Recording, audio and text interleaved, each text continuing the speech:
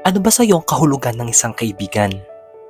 Para sa akin, ang isang kaibigan ay ang taong palagi kang dadamayan. Umulan man o umaraw, sadyang di ka tatalikuran.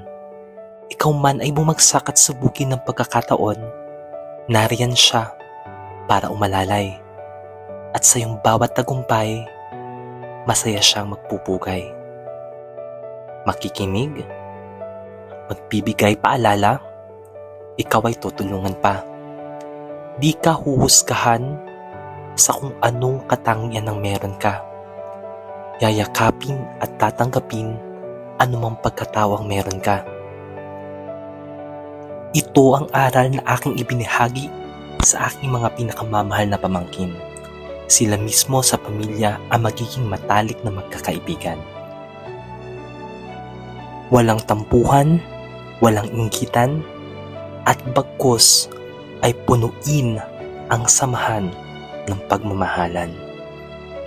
Maging taga-suporta at maging masaya sa tagumpay ng bawat isa.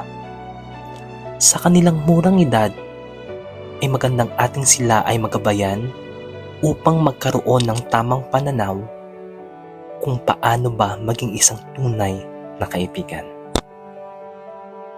At sana ay dalahin nyo ang aral na ito hanggang sa inyong pagtanda. At sa aking mga kaibigan, makakaasa kayo, ako rin ay tunay na isang kaibigan. Walang iwanan, panghabang buhay.